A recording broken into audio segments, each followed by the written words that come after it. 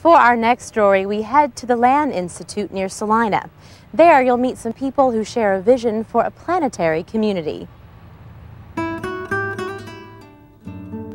Located a short distance southeast of Salina, the Land Institute engages in research addressing the problems of agriculture and rural communities. In the fall of 2003, the Land hosted its 25th annual Prairie Festival, a weekend gathering of kindred spirits who come to converse with each other and to listen to a variety of speakers from near and far. The president of the Land Institute, Wes Jackson, shares his thoughts and invites other visionaries he's met to come and address some of the most pressing issues of our time. We live in a world where we are moving toward a destruction of the life support system of the planet, and we're trashing the social fabric of our society. And partly we're realizing that in a small and crowded world, we simply can't live that way any longer.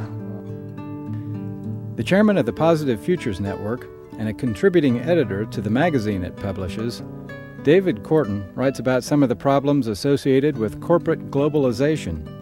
He came from his home near Seattle to present a different vision of a community that encompasses the entire planet.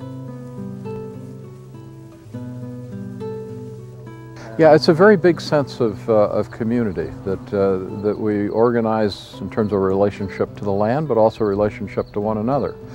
And so it's a recognition that we're a global community, that we all have to learn to live in a way that we all have an opportunity for a decent life on the resources that the planet has available. And in a sense, we're coming to realize that the planet itself is a living system, that we're part of that living system. You know, and recognizing that it is within our human capacity to act with concern for our neighbors and concern for the earth, and that in fact there's an opportunity to live much better than we do now, but consuming less and living in a way in which there is really a secure future for our children for generations to come. Another author invited to speak at the Prairie Festival is a peach farmer in the Central Valley of California. A founding member of the California Association of Family Farmers, Mas Masumoto discovered that he shares many of the views expressed by David Korten.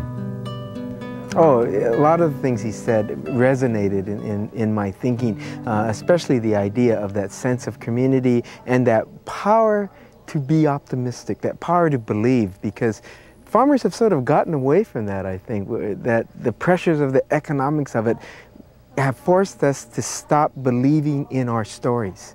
And if anything that I like, the hope I could achieve is to have farmers to understand we have great stories to tell and we need to trust our stories. All good farms have a junk pile.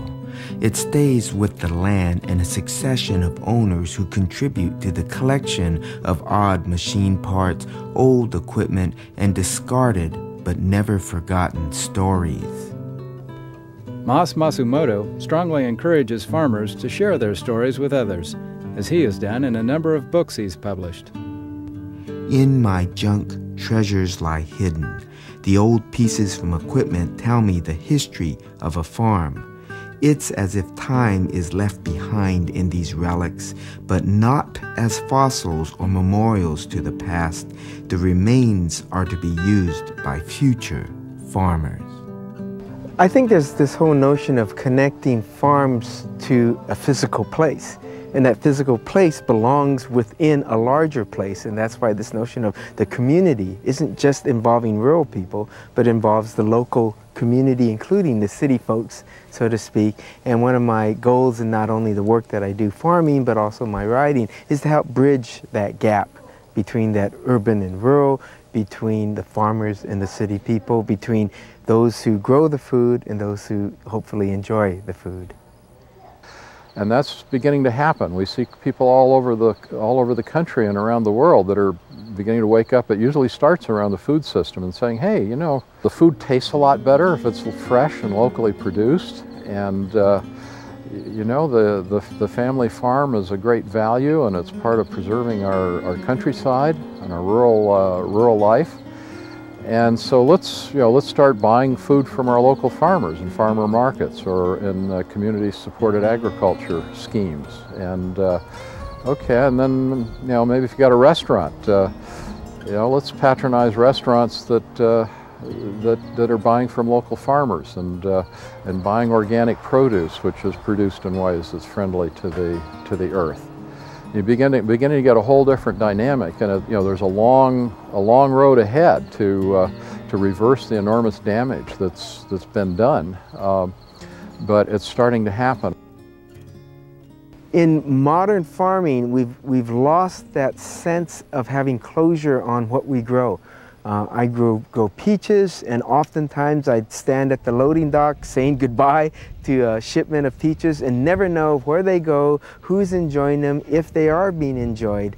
There was a lack of closure on the story. What I've worked on in both as a farmer and also as a writer, trying to bridge that gap and to hear the rest of the story, to get that connection of the story from the consumer so that they know there's a real person behind this food, but also understanding what that consumer is doing and how they hopefully enjoy the products that I grow. It's wonderful because I think it's a win-win on both sides. All this work, I think, starts from a fundamental belief that it's possible to create a world that actually works for everybody. And, you know, it's not about, as Gandhi said, it's not about satisfying everyone's greed, but it is about satisfying everyone's need. And, you know, part of that is also stepping back and asking at a very deep reflective level, what is it that gives me real satisfaction in life? So much of it starts with, one, our own examination of what's really important to us, and then coming to truly believe that it is both our right and it is within our means to create that world. If we set ourselves the task of doing it consciously, rather than just stepping back and saying, gee, you know, things are not going really well and it all seems so big. And the most important thing is not to believe we're alone, to understand that there's others either sharing in our misery, but then there's a larger community who understands that story too. So it's not like we're telling a secret by ourselves. These are stories to be shared. And we've also had the problem that our politics have become so polarized that we don't speak to each other long enough to recognize that there is a foundation of shared values if we can get down to that.